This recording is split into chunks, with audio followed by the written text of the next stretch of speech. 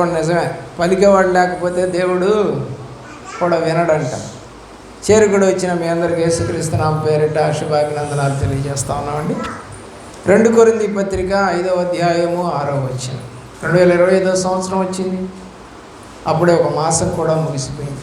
అయితే మన చూపులు ఎలాగున్నాయి, మన మాటలు ఎలాగున్నాయి, మన పద్ధతులు ఎలాగున్నాయి ఒకసారి మనం జ్ఞాపకం చేసుకుందాం. వెలుచూపులు కాక విశ్వాసము వలననే నడుచుకొనుచున్నాము. ఎలాగంట? వెలుచూపులు అంటే మనం చూస్తూనే ఉంటాం కానీ దాన్ని గ్రహించము. కళ్ళు దాని మీద ఉంటాయి కానీ మనము వినే స్టేజ్లో లేకపోతే గ్రహించే స్టేజ్లో ఉన్నాం. ఏంటి చెప్తున్నావు, అదే ఏం చూస్తున్నావు నువ్వు అని అడిగితే సరైన సమాధానం రాదు. రెండోది ఏంటంటే, వెలుచూపులు అంటే దేవుణ్ణి కాకుండా చూసే ప్రతి చూపు కూడా వెలుచూపే. అంటే దేవుడి వైపు చూడకుండా లోకం వైపు ఏది చూసినా కూడా, అంటే ఏమంటే మరి అన్నం వండుకోకపోతా, మరి అలాగే భార్య బిడ్డలు ఉద్యోగాలు చేసుకోండి. అందులో కూడా ఏముంటుంది చెప్పండి? నీతి న్యాయం అనేది అవసరం. నీతి న్యాయాలు లేకుండా నువ్వు పని చేసినా, మాట్లాడినా, చూసినా అవన్నీ కూడా దేవునికి వెలుచూపులుగానే ఉంటాయి.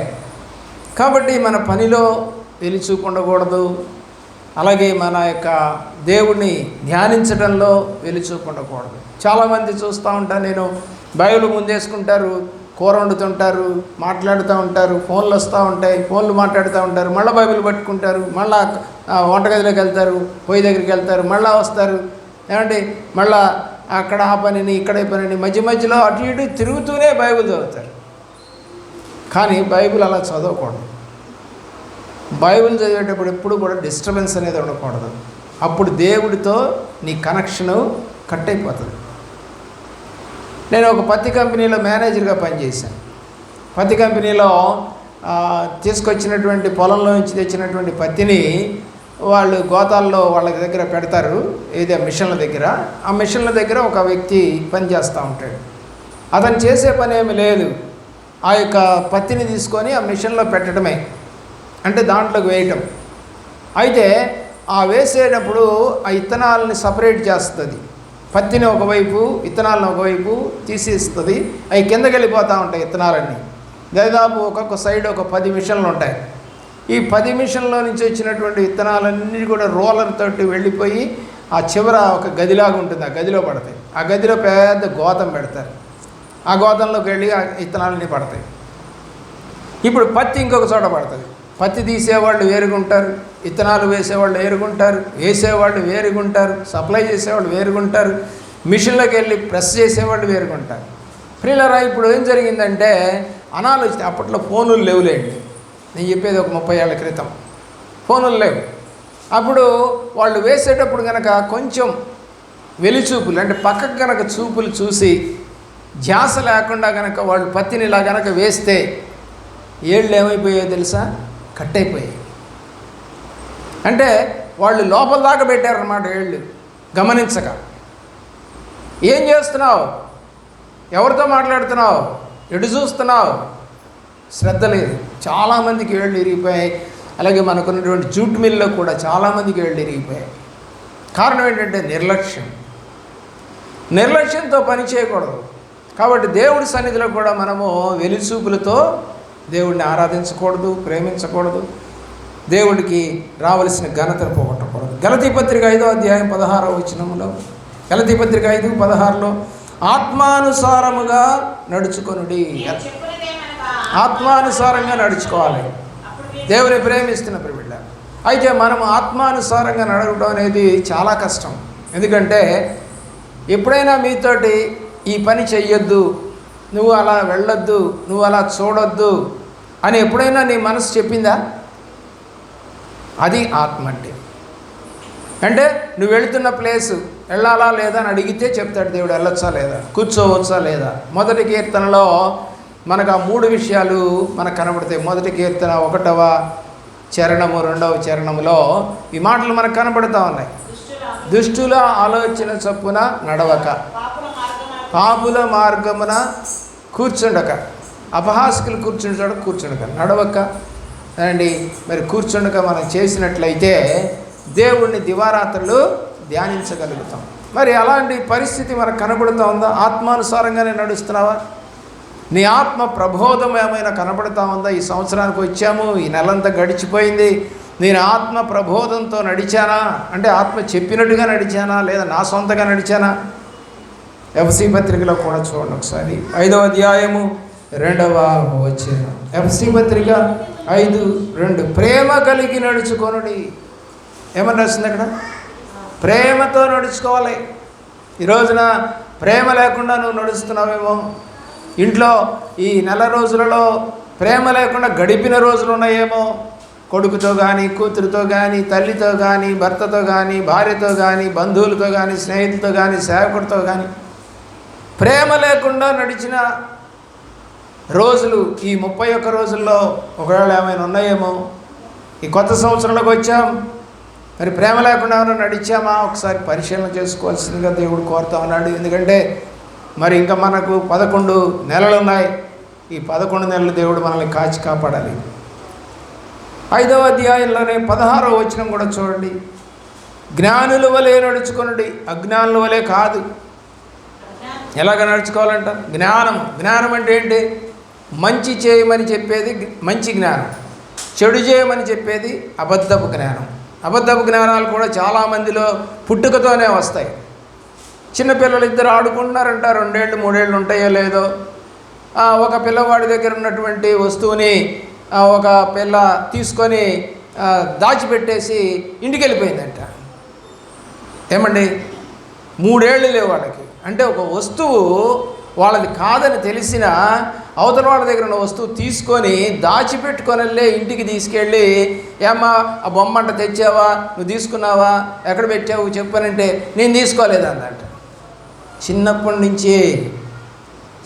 నుంచే అజ్ఞానుల వలె నడుస్తూ ఉంటారు. బైబిల్ అయితే చెప్తుంది, పుట్టిన దగ్గర నుంచే పిల్లలు ఏముంటుందంట? మూర్ఖత ఉంటుందట, మూర్ఖంగా ప్రవర్తిస్తారట. మరి అదే అలవాటు కనుక చేసుకుంటే అది తప్పు, అది చేయకూడదు అని కనుక నువ్వు అలవాటు చేస్తే ఆ తప్పుడు పని చేయకుండా పెద్దవాళ్ళు అయినప్పుడు కూడా మాట చెప్తారు. మా అమ్మ చెప్పింది, చిన్నప్పుడు నేను ఇట్లా దొంగతనం చేసి తీసుకొస్తే అది చేయకూడదని, నేను చేయట్లేదు మానేశానని చెప్పిన వాళ్ళు కూడా ఉన్నారు. ఎందుకంటే గతంలో మనకు బాగా తెలిసిన ఒక కథ ఉండేది. చిన్నప్పుడు అంటే వాడు ఆ ఇంట్లోకి పోయి ఆ తోటకూర, ఆ ఇంట్లోకి పోయి ఆ దోసకాయలు అయిన కోసుకొచ్చేవాడట. వాళ్ళమ్మ కూరగాయలు కొంట తప్పింది లేని చక్కగా కూరలు వండుతూ కూర్చుందంట. ఏమంటలేదంట కొడుకుని. తీసుకెళ్ళి పెద్దవాడయ్యాడు కుమారుడు, మరి పెద్ద దొంగతనాలు చేస్తూ ఉంటే తీసుకెళ్ళి జైల్లో పెట్టారు. అది ఏడుస్తూ ఉందంట తల్లి. జైల్లో పెట్టిన కొడుకు దగ్గరికి వచ్చి ఏడుస్తూ ఉంటే కొడుకు అన్నాడంట, అమ్మా నువ్వు చిన్నప్పుడే నేను దొంగతనం చేస్తున్నప్పుడు నువ్వు కనుక నివారించినట్లయితే, నాకు బుద్ధి చెప్పినట్లయితే ఈరోజు నేను ఇక్కడ జైల్లో ఉండే పరిస్థితి వచ్చేది కాదు, దీనికి అంతటికి కారణం నువ్వే అని అన్నాడంట. అలాంటి తల్లులు ఉన్నారా? ఉన్నారు. ఇప్పటికీ ఎంతోమంది కొడుకులు కూనీ చేసి వచ్చినా, దౌర్జన్యంగా డబ్బులు తెచ్చినా, అన్యాయంగా డబ్బులు తెచ్చినా ఆ డబ్బులను ఇళ్లలో వాడుకుంటూ సంతోషిస్తూ ఇసిరి పారేయక ఆ ధనాన్ని ఇంట్లో వాడారు కాబట్టి దాని యొక్క ప్రతిఫలము ఇంటి వారంతా అనుభవిస్తారు. గెహజీ తెచ్చినటువంటి ఆ యొక్క షీనారు వస్త్రాలు, బంగారము, వెండి కమ్మీలు అన్నీ ఎవరికి నష్టాన్ని కలగజేశాయి? కుటుంబానికి. ఆకాను తెచ్చినవన్నీ కూడా ఎవరికి నష్టం కలగజేశాయి? కుటుంబానికి. బిలాము సంపాదించుకుంది కూడా తన జీవితానికే నష్టం కలగజేసింది. ప్రియులరా, యూదా తెచ్చుకున్నటువంటి సొమ్ము కూడా 30 వెండి నాణేలు తన జీవితానికే నష్టం. కాబట్టి అన్యాయపు సొమ్ము ఏది రాకూడదు. అందుకని జ్ఞానుల వలె నడుచుకోవాలి. యోహాను రాసిన సువార్త 15వ అధ్యాయము 6వ వచనం. 15వ అధ్యాయం 6వ వచనం. దేవుని యందు నిలిచి ఉండి మీకు ఏది ఇష్టమో అడుగుడి, అది నేను మీకు దయచేస్తాను. ఎవరు దేవుని యందు నిలిచి ఉంటే వారు కావలసింది అడిగితే నేను చేస్తానని వాక్యం చెప్పారు దేవుడు. కాబట్టి ఆయనలో నిలిచి ఉండటం అంటే ఆయన నిబంధనలు, ఆయన కట్టడలు, ఆయన ఆజ్ఞలలో నిలిచి ఉంటాం. అంతేగాని గుళ్ళోకి వచ్చి నిల్చోవటం కాదు. చాలామంది గుళ్ళోకి వచ్చి నిల్చున్నామని చెప్పి సంతోషపడతారు. అది కాదు. బైబిల్లో దేవుడు, బైబిలే కాదు, ఏ యొక్క మీరు మత సంబంధమైన గ్రంథాన్ని తీసుకున్నా దేవుళ్ళో నిలిచి ఉండడం అంటే ఏదో గుళ్ళోకి పోయి ఉంటాం కాదు, ఆజ్ఞలు కట్టడంలో నిలిచి ఉంటాం. కాబట్టి దేవుని ప్రేమిస్తున్నటువంటి ప్రియబిడ్డలారా, దేవుని యందు నిలిచి ఉండి మీకు ఏది ఇష్టమో అడగండి, ఇస్తానని దేవుడు చెప్తా ఉన్నాడు. అయితే చాలామంది దేవుళ్ళో నిలిచి ఉండక ప్రభువా మమ్మల్ని దీవించు, మమ్మల్ని కాపాడు, మమ్మల్ని బలపరచు, మమ్మల్ని స్థిరపరచు, నీ బిడ్డలుగా చేసుకో అని ఎక్కడెక్కడో నుండి అడిగితే ఎలా కుదురుతుంది? దేవుని యొక్క మహాప్రేమ. 8వ వచనం కూడా చదవండి. అప్పుడు మీరు బహుగా ఫలిస్తారు. దేవుడిలో నిలిచి ఆయన్ని అడిగి పొందుకున్నటువంటి వాళ్ళు ఏమవుతారంట? బహుగా ఫలిస్తారు. ఆ ఫలించినటువంటి ఫలితము దేవుడిని కూడా ఆనందపరిచేదిగా ఉంటుంది. అక్కడ రాయబడిన మాట ఏంటంటే, మీరు బహుగా ఫలించడం వలన నా తండ్రి మహిమపరచబడతాడు. మహిమ ఎవరికి వస్తూ ఉంది? మీరు ఫలిస్తే దేవుడికి. ఎలా ఫలించారు? వెలిచూపులు లేకుండా ఆత్మానుసారంగా ప్రేమ కలిగి జ్ఞానుల వలె దేవుల్లో నిలిచి ఉన్నారు. కాబట్టి ఎవరికి ఆనందం అంటే ఇప్పుడు దేవునికే ఆనందం అంట. నువ్వు దేవుడికి ఆనందం కలగజేసిన రీతిలో, చెయ్యాలన్న రీతిలో ఈ 2025వ సంవత్సరంలో ఈ మాసం అంతా గడిపావా? ఆలోచించి. ఈ నేను చెప్తున్న మాటలు కాదు, నేను చెప్పిన ప్రతి మాట బైబిల్లోనే, ఏది నా సొంతంగా ఏం చెప్పలేదు నీకు. దేవుని యొక్క ప్రేమలో అపోస్తలుల కార్యగ్రంథము 24వ అధ్యాయము 16వ వచనం, మనస్సాక్షి నిర్దోషముగా ఉండునట్లు అభ్యాసం చేసుకోవాలట. అభ్యాసం అంటే నేర్పించాలి. ఎవరికి? మనసు కూడా నేర్పాలి. ఎక్కడికి పోవద్దు, అక్కడ కూర్చోవద్దు, అక్కడ వినొద్దు, అక్కడ మాట్లాడొద్దు, ఎకిలిగా నవ్వొద్దు, కేకలు వేయొద్దు, అరుపులు వద్దు, బూతు మాటలు వద్దు, చేష్టలన్నీ కూడా దేవునికి ఇష్టముగా ఉండాలి. చదవండి ఆ మాట, మనస్సాక్షి. అది మనస్సాక్షి ఎట్లా ఉండాలి? నిర్దోషంగా ఉండాలి. అంటే చెడ్డతనం అనేది కనపడకూడదు. అర్థమవుతుందండి? మనస్సాక్షికి అన్నీ తెలుసు. అవన్నింటిని బట్టి దేవుడి వైపు మీరు చూడవలసిందిగా దేవుడు పేరిట మేము కోరుతా ఉన్నాం. హెస్కేలు గ్రంథంలో 33వ అధ్యాయము 11వ వచనం. హెస్కేలు గ్రంథము 33వ అధ్యాయము 11వ వచనం. మనస్సు తిప్పుకొని వారిగా ఉండాలి పిల్లలు.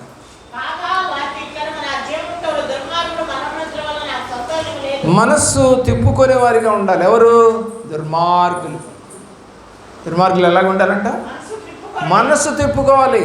అంటే నేను చేస్తున్న పనులు తప్పు, నేను నడుస్తున్న నడక తప్పు, నేను ఆలోచిస్తున్న ఆలోచన తప్పు అని వాళ్ళు మనస్సు తిప్పుకోవాలట. ఎవరాళ్ళు? దుర్మార్గులు. యెషయా గ్రంథము 57వ అధ్యాయం 15వ వచనంలో, యెషయా గ్రంథం 57:15లో వినయము దీన మనస్సు కలవారిగా ఉండాలి. మనం వినయం ఉండాలి, దీన మనస్సు. 57వ అధ్యాయము 15వ వచనంలో ఈ మాట. దేవుని ప్రేమిస్తున్నటువంటి ప్రియబిడ్డలారా, ఎలాగుండాలంట? వినయము మరియు దీన మనస్సు. సామెతల గ్రంథము 3వ అధ్యాయము 7-8 వచనంలో చెడుతనము విడిచిపెట్టేవారిగా ఉండాలి. మరి ఈ సంవత్సరం ఏమైనా ఇప్పటి వరకు చెడుతనం చేసావో చేయలేదో, ఏం చేయాలని అనుకుంటున్నావో నాకైతే తెలియదు, కానీ వాక్యం అయితే సెలవిస్తూ ఉంది, చెడుతనము చేయని వారిగా విడిచిపెట్టేవారిగా ఉండాలి. మరి ఈ సంవత్సరాలుగా నీవు కనీసం ఇప్పటిదాకా చేయలేకపోతే ఈ 11 నెలల్లో అన్న చేయడానికి దేవుడు నీకు సహాయము చేయనుగా. ప్రసంగి గ్రంథము 7వ అధ్యాయము 17వ వచనం, అధికమైన దుర్మార్గ పనులు చేయొద్దు. నీ కాలమునకు ముందే నువ్వు ఎందుకు చనిపోవాలి? అధికమైన దుర్మార్గ పనులు అన్నాడు బైబిల్లో. కాబట్టి మనము ఏ పనులు చేస్తూ ఉన్నాము అనేది గ్రహించుకోవాల్సిందిగా కోరుతా ఉన్నాం. సామెతల గ్రంథములో 3వ అధ్యాయము 9-10 వచనములలో దశమ భాగములను ఇచ్చేవారిగా ఉండాలి. చదవండి మాట, 3వ అధ్యాయము 9-10 వచనములు. కాబట్టి నీ రాబడంతట్లో ప్రథమ ఫలము అంటే కొత్తగా ఉద్యోగంలో చేరావు, నీకు మొదటి ఉద్యోగంలో వచ్చినటువంటి జీతం ఉంది కాబట్టి అది 20,000, 30,000, 40,000 కావచ్చు. అదంతా కూడా దేవుడికి ఇస్తారని తీర్మానం చేసుకోమని చెప్తా ఉంది బైబిల్. అంటే ఏమంటే ఎన్ని ఇవ్వాలా మీకు అని అంటే, నేను ఇవ్వమని అంటలేదమ్మా, వాక్యం చెప్తా ఉంది, నీకు ఇష్టమైతే ఇవి లేకపోతే లేదు, బలవంతం లేదు. ఇది దశంభాగాలు ఇవ్వకపోతే నువ్వు పాడైపోతావు అని అంటలేదు మేము. అది నీ జీవితానికి సంబంధించింది, నీ మనసుకు సంబంధించింది. నేనైతే ఇచ్చాను ప్రియులారా, నేనైతే దేవుడికి ఎంత ఇవ్వాలో అంత భాగమును మొదటి జీతం అంతా కూడా దేవుడికి ఇచ్చిన సందర్భం. కొంతమంది అమ్మకి ఇద్దాం, కొంతమంది భార్యకి ఇద్దాం, ఇలాగ అనుకుంటారు. నేనైతే దేవుడికి ఇద్దామనే అనుకున్నాను. మరి అంతా దేవుడికి ఇస్తే మరి ఏంటంటే, మరి ఉద్యోగం లేనప్పుడు ఎలా బతికాను? ఒక్క నెలగా ఇస్తా ఉంది దేవుడికి. మరి ఉద్యోగం లేకుండా ఉన్నన్ని రోజులు దేవుడు నన్ను పోషించలేదా? మరి ఒక్క నెల ఇస్తే నేను దేవుడికి ఇదైపోతానా? కానీ వాక్యం సెలవిస్తూ ఉంది, నీ యొక్క ప్రథమ ఫలములను దేవుడి సన్నిధి. చదవండి మాట.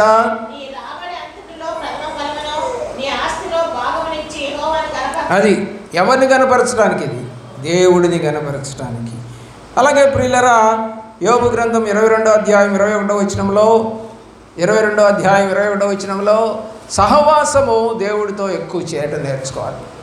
చాలామంది బయట స్నేహితులు ఎక్కువ మంది అంటారు. దేవుడి సహవాసం ఉందా నీకు? దేవుని ప్రేమిస్తున్నటువంటి ప్రేమ. కాబట్టి మనము ఎవరితో సహవాసం చేయాలో బైబిల్ చెప్తాం. యోహాను రాసిన మొదటి పత్రికలో కూడా 1వ అధ్యాయంలో మన సహవాసం అయితే దేవునితో అని రాసి ఉంటుంది.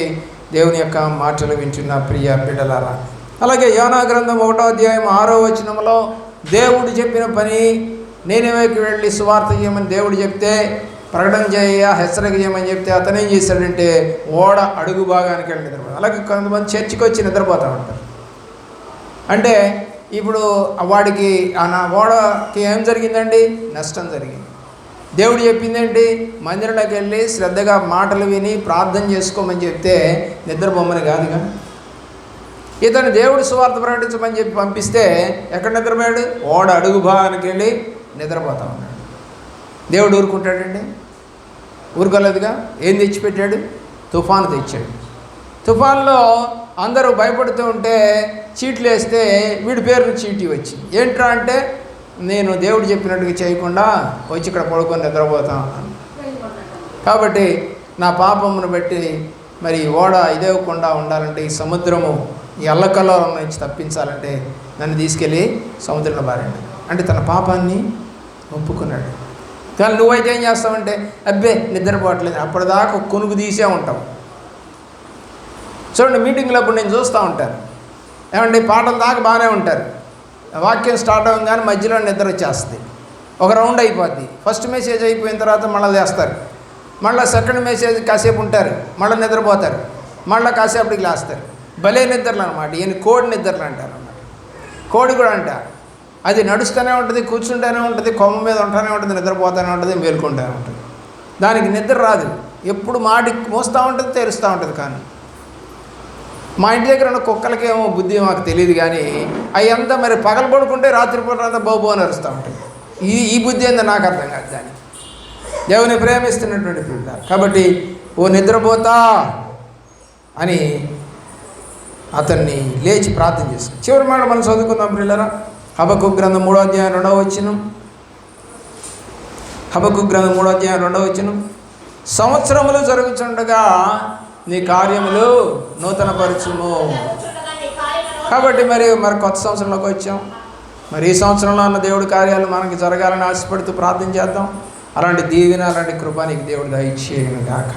కాబట్టి వెలుచూపులొద్దు, ఆత్మానుసారంగా ప్రేమ కలిగి జ్ఞానుల వలె దేవుని యందు నిలిచి బహుగా ఫలించి మనస్సాక్షి నిర్దోషంగా ఉంచుకుంటూ మనస్సు తిప్పుకోని వారిగా, అలాగే వినయము దీన మనస్సు కలిగిన వారిగా, చెడుతను విడిచిపెట్టేవారిగా, అధికమైనటువంటి దుర్మార్గ పనులు చేయకుండా ఉండేవారిగా, దేవుడికి ఇవ్వాల్సిన భాగమును ఇచ్చేవారిగా, దేవునితో సహవాసం చేసేవారిగా, అలాగే నాయన నిద్రపోతులుగా కాకుండా ఉండులాగిన దేవుడు మనకి సహాయము చేయగును గాక. అలాంటి దీవెన, అలాంటి కృప, అలాంటి మేలు, అలాంటి ఆశీర్వాదములతో మరి రాబోతున్న 11 మాసముల్లో కూడా దేవుడు నిండారు. ఇప్పుడు దాకా అనేక మంది సాక్ష్యాలు చెప్పారు. దేవునికి వందనాలు తెలియజేస్తా ఉన్నాం. ఇంకా మెరుగైన సాక్ష్యాలు, మా కుటుంబంలో వారంతా రక్షణ పొందారనే సాక్ష్యం వినాలని ఆశ. వారందరూ కూడా ఇలాగ వచ్చి దేవుడిని మహింపరచాలని కూడా నా ఆశ. అలాంటి దీవెన నీకు అందరికీ దేవుడు దయచేయను గాక. మోకరించండి, ప్రార్థన చేస్తాం.